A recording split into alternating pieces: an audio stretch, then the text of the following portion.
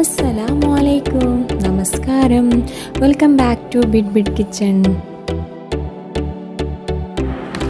ഇന്നത്തെ എൻ്റെ recipe chicken മന്തി എങ്ങനെ വീട്ടിൽ തയ്യാറാക്കാം എന്നതാണ്. വളരെ ടേസ്റ്റോട് കൂടിയിട്ടും കുറഞ്ഞ ചേരുവകൾ ഉപയോഗിച്ചും എങ്ങനെ ഉണ്ടാക്കാം എന്നുള്ള റെസിപ്പിയാണിത്.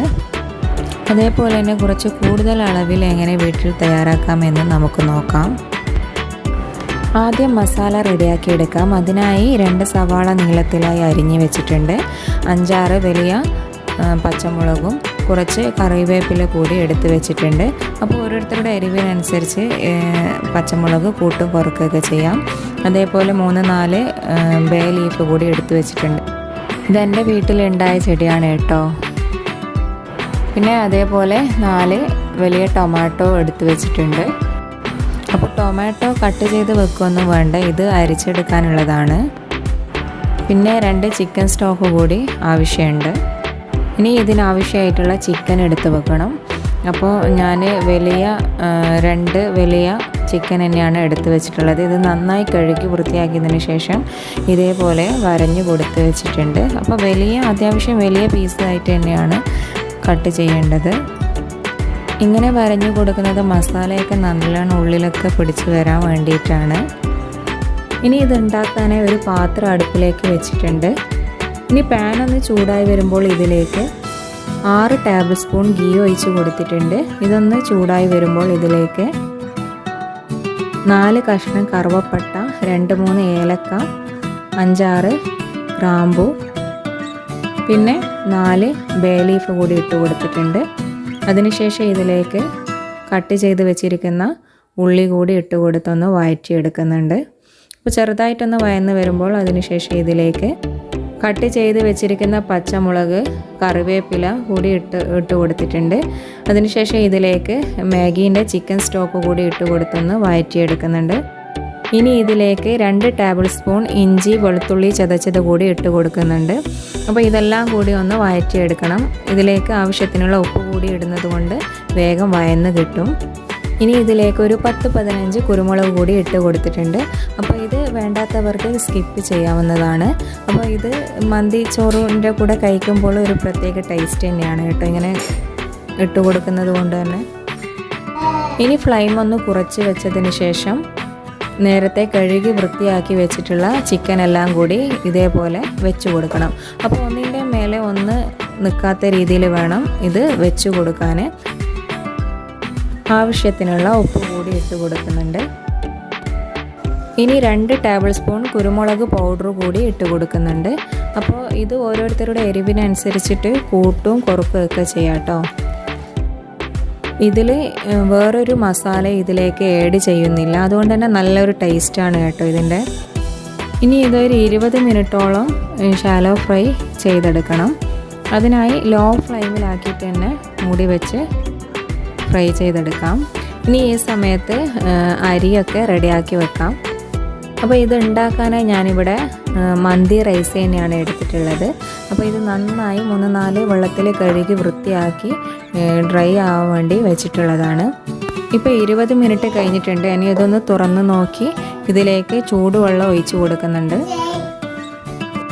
ഇപ്പോൾ എളുപ്പത്തിൽ ഉണ്ടാക്കാൻ വേണ്ടിയിട്ടാണ് കേത്തലിൽ വെള്ളം വെച്ചിട്ടുള്ളത്. അപ്പോൾ ഇത് ചൂടാക്കിയിട്ടാണ് ഇതിലേക്ക് ഒഴിച്ച് കൊടുത്തിട്ടുള്ളത്. ഇനി ഇതിലേക്ക് 2 ഡ്രൈ ലെമൺ കൂടി ഇട്ട് കൊടുത്തിട്ടുണ്ട്. അപ്പോൾ ഇതൊന്ന് നെടുകെ കീറിയിട്ട് വേണം ഇട്ട് കൊടുക്കാൻ. ഇതിലേക്ക് ആവശ്യത്തിനുള്ള ഉപ്പ് കൂടി ഇട്ട് ഒരു 10-15 മിനിറ്റ് നല്ലോണം തിള വരുന്നത് വരെ ഒന്ന് വെയിറ്റ് ചെയ്തെടുക്കാം. അപ്പോൾ നല്ല സ്മെല്ലൊക്കെ വരുന്നുണ്ട് കേട്ടോ. ഇനി ഇതിലുള്ള ചിക്കനൊക്കെ എടുത്ത് മാറ്റി വെക്കണം. ഈ സമയത്ത് ഫ്ലെയിം നന്നായി കുറച്ച് വെക്കണം, അല്ലെങ്കിൽ കയ്യിൽ ആവിയൊക്കെ കൊള്ളാൻ സാധ്യതയുണ്ട്. പിന്നെ ഇതേപോലെ വൈറ്റ് കളറായിട്ട് ചിക്കൻ വേണ്ടുന്നതാണെങ്കിൽ ഒന്നും മസാലകളൊക്കെ ഒന്നും ആഡ് ചെയ്യേണ്ടതില്ല. പക്ഷേങ്കിൽ ഞാനിവിടെ കുറച്ച് മുളക് പൊടിയും മഞ്ഞളും ഇട്ട് ഒന്ന് ഷാലോ ഫ്രൈ ചെയ്തെടുക്കുന്നുണ്ട്.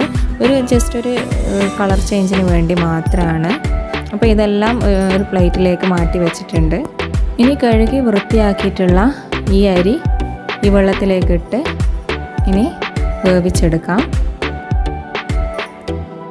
ഒരു കാര്യം പ്രത്യേകം ശ്രദ്ധിക്കാനുള്ളത്, ഈ ചോറ് അധികം വെന്ത് പോകാൻ പാടില്ല. ഇങ്ങനെ വിട്ടിട്ട് തന്നെ ആയിരിക്കണം. മന്തി റൈസൊക്കെ കാണാറില്ല, അതേപോലെ തന്നെ ആയിരിക്കണം വേവിക്കേണ്ടത്. ഇനി ഇതിനാവശ്യമായിട്ടുള്ളത് 4 ടൊമാറ്റോ മിക്സിയിലിട്ട് അരച്ചെടുത്തിട്ടുള്ളതാണ്. ഇനി ഇതെല്ലാം കൂടി ഒന്ന് മിക്സ് ചെയ്ത് കൊടുത്ത് ഫ്ലെയിം നല്ലോണം കൂട്ടി വെച്ച് അരി വേവുന്നത് വരെ വെയിറ്റ് ചെയ്യാം. ഇത് മൂടി വെച്ച് ഒരു 20-30 മിനിറ്റോളം വേവിക്കണം. ഇപ്പോൾ ഏകദേശം 20 മിനിറ്റോളം ആയിട്ടുണ്ട്. ഇതൊന്ന് തുറന്ന് നോക്കാം. നല്ല അടിപൊളി സ്മെല്ലൊക്കെയാണ് കേട്ടോ. കണ്ടോ, നല്ല വിട്ടിട്ട് തന്നെ നല്ല രീതിയിൽ തന്നെ മന്തി റൈസ് റെഡി ആയിട്ടുണ്ട്. ഇതിൽ കുരുമുളക് പൊടിൻ്റെയും ആ ഒരു സ്മെല്ലില്ലേ, അത് വേറെ തന്നെ ഒരു ടേസ്റ്റും കൂടിയാണ് കേട്ടോ. ഇനി ഫ്ലെയിം നന്നായി കുറച്ച് വെച്ച് ഒന്ന് എല്ലാം മിക്സ് ചെയ്ത് കൊടുക്കണം. നല്ല പാകത്തിനുള്ളത് എനിക്ക് കിട്ടിയിട്ടുണ്ട് കേട്ടോ. ടൊമാറ്റോ അരച്ച് വെച്ചത് കൊണ്ട് തന്നെ നല്ലൊരു ടേസ്റ്റ് തന്നെയാണ്. ഇനി ഫ്രൈ ചെയ്ത് വെച്ച ചിക്കന് ഇതിലേക്ക് ഇതേപോലെ ഇടിച്ചു കൊടുക്കാം. അപ്പോൾ ഇത് എൻ്റെ ഒരു സ്റ്റൈലിലാണ് ഞാനിവിടെ ഫ്രൈ ചെയ്തിട്ടാണ് ചിക്കൻ വെച്ചിട്ടുള്ളത്. ചിക്കൻ വൈറ്റ് കളറായിട്ടുള്ളതാണ് അധികവും ചിക്കൻ മന്തിയുടെ കൂടെയൊക്കെ കാണാറുള്ളത്. ഇതൊരു ഡിഫറെൻ്റായിട്ട് പൊരിച്ച് വെച്ചതിന് ശേഷമാണ് ഞാൻ ഇതേപോലെ സെറ്റ് ചെയ്ത് കൊടുത്തിട്ടുള്ളത്. ഇനി ചോറിനെ ഒന്ന് ഗാർണിഷ് ചെയ്തെടുക്കാൻ വേണ്ടിയിട്ട് ഇതിൻ്റെ മേലെ ക്യാപ്സിക്കം വെച്ച് കൊടുക്കുന്നുണ്ട്. അതേപോലെ തന്നെ ക്യാപ്സിക്കം വെച്ച് കൊടുത്ത് ആവിയിൽ വേവിച്ചെടുക്കുന്നത് കൊണ്ട് തന്നെ ഒരു പ്രത്യേക ഒരു ടേസ്റ്റ് തന്നെയായിരിക്കും. ഞാനിവിടെ ചാർക്കോൾ വെച്ചൊന്നും പുകയിച്ച് എടുക്കുന്നില്ല, അല്ലാതെ തന്നെ നല്ല ടേസ്റ്റ് തന്നെയാണ് കേട്ടോ. ഇതിന് മേലെ മുഴുവനായുള്ള ഗ്രീൻ ചില്ലി കൂടി ഒന്ന് വെച്ച് കൊടുക്കുന്നുണ്ട്. ഒരു കാണാനുള്ള ഭംഗിക്കും കൂടിയാണ് ഇങ്ങനെ വെച്ച് കൊടുക്കുന്നത്. പിന്നെ ഇതിന് ശേഷം ഗാർണിഷ് ചെയ്യാൻ വേണ്ടിയിട്ട് മല്ലിയില കൂടി കട്ട് ചെയ്ത് വെച്ച് കൊടുത്തിട്ടുണ്ട്. കാണാനുള്ള ഭംഗി പോലെ തന്നെയാണ് കേട്ടോ. നല്ല അടിപൊളി ടേസ്റ്റ് തന്നെയായിരിക്കും. ഒരു 5 മിനിറ്റ് ഫ്ലെയിം നന്നായി കുറച്ച് വെച്ച് ഇതൊന്ന് സെറ്റാവാൻ വേണ്ടി വെച്ചിട്ടുണ്ട്. ഇനി ഇത് നമുക്ക് പ്ലേറ്റിലേക്ക് സെർവ് ചെയ്യാം. അതിനായി ഞാനിവിടെ ക്യാപ്സിക്കൊക്കെ മാറ്റി വെച്ചിട്ടുണ്ട് ഇതിൻ്റെ മേലെ വെക്കാൻ വേണ്ടിയിട്ട്. ഇത് ചൂടോടുകൂടി കഴിക്കുന്നതുകൊണ്ട് തന്നെയാണ് കൂടുതൽ ടേസ്റ്റായിട്ട് ഉണ്ടാവാൻ. അതേപോലെ തന്നെ ചിക്കനൊക്കെ മാറ്റി വെച്ചിട്ട് ഒന്ന് മിക്സ് ചെയ്തിട്ട് വേണമെങ്കിലും ഇതേപോലെ സെർവ് ചെയ്തെടുക്കാം. എന്നാലേ ചിക്കനൊന്നും പൊട്ടാതെ തന്നെ കിട്ടും. അങ്ങനെ നമ്മൾ നല്ല അടിപൊളി കിഡിലൻ അറബിക് ചിക്കൻ മന്തി ഇവിടെ റെഡി ആയിട്ടുണ്ട്. അപ്പോൾ ഇതേപോലെ എല്ലാവരും ഒന്ന് ട്രൈ ചെയ്ത് നോക്കണേ. ഇനി റമദാനൊക്കെ ആണല്ലോ വരുന്നത്.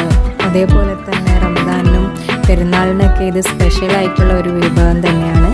അപ്പോൾ ഇതെല്ലാവരും ഒന്ന് ട്രൈ ചെയ്ത് നോക്കണം. ഇനി ഇതൊന്ന് കഴിച്ച് നോക്കിയാലോ.